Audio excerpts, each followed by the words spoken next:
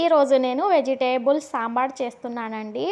చలికాలంలో వర్షాకాలంలో అయితే ఈ సాంబార్ మనకు వేడి వేడిగా సూపర్ ఉంటుంది. అసలు ఇది ఎలా చేయాలో నేను మీకు చూపిస్తాను.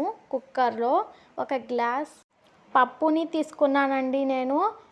ఈ పప్పుని వాటర్తో బాగా కడుక్కోవాలి. బాగా నీట్గా కడుక్కున్న తర్వాత హాఫ్ టీ స్పూన్ పసుపు వేసుకోవాలి.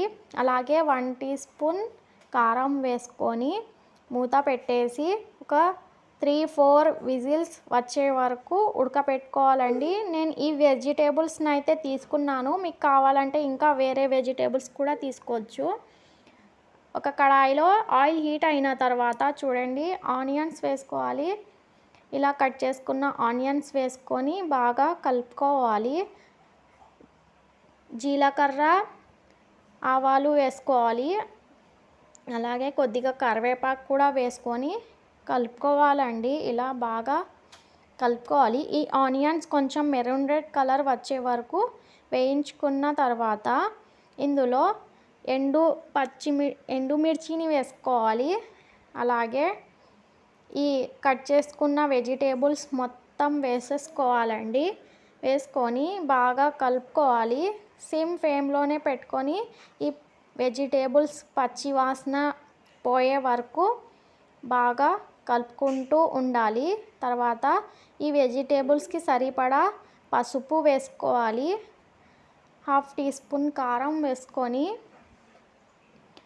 అలాగే ఒక 3 టమాటాని చిన్న చిన్న ముక్కలుగా కట్ చేసుకొని వేసుకోవాలండి.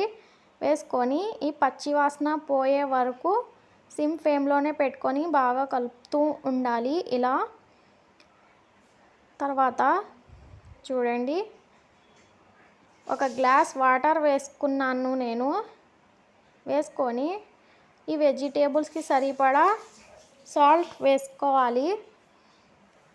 వేసుకొని మూత పెట్టేయాలండి. ఒక 5 మినిట్స్ మూత పెట్టిన తర్వాత చూడండి, మనకు వెజిటేబుల్స్ అయితే బాగా ఉడికాయి.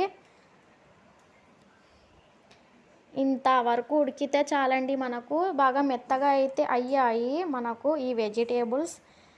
తర్వాత మిక్సీ జార్లో చూడండి, నేను ఈ ఉడకబెట్టుకున్న పప్పు మొత్తం వేసేస్తున్నాను. వేసేసి మెత్తగా గ్రైండ్ చేసేస్తానండి నేను. ఈ పప్పుని గ్రైండ్ చేసుకున్న తర్వాత ఒక పెద్ద బౌల్లో వేసేస్తున్నానండి ఈ పప్పుని మొత్తం. ఇలా వేసుకున్న తర్వాత ఈ పప్పుకి తగినంత వాటర్ వేసుకోవాలండి. వేసుకొని కలుపుకోవాలి. మనకు ఎంత వాటర్ కావాలనుకుంటే అంత వేసుకోవచ్చు. అలాగే ఒక గ్లాస్ చింతపండు రసం వేస్తున్నాను నేను, టేస్ట్కి సరిపడా. అలాగే టేస్ట్కి సరిపడా సాల్ట్ కూడా వేసుకుంటున్నానండి. చూడండి, ఇలా బాగా ఉడికే వరకు పెట్టుకోవాలి మేము. ఉడకపెట్టుకున్న తర్వాత చూడండి ఎంత మంచి కలర్లో అయితే వచ్చిందో మనకు సాంబార్. ఆ తర్వాత ఈ వెజిటేబుల్స్ మొత్తాన్ని వేసేస్తున్నాను. ఉడకపెట్టుకున్న వెజిటేబుల్స్ వేసుకొని బాగా కలుపుకోవాలండి. చూడండి ఎంత మంచి కలర్లో అయితే వచ్చిందో. నేను MTR సాంబార్ పొడి తీసుకున్నానండి. ఈ సాంబార్ పౌడర్ వేస్తే మనకు టేస్ట్ అనేది చాలా బాగుంటుంది. మంచి టేస్ట్ వస్తుంది MTR సాంబార్ పౌడర్ వేస్తే. ఇలా బాగా కలుపుకోవాలండి. ఈ పౌడర్ వేసిన తర్వాత ఒక 5 మినిట్స్ ఉడకపెట్టుకోవాలండి.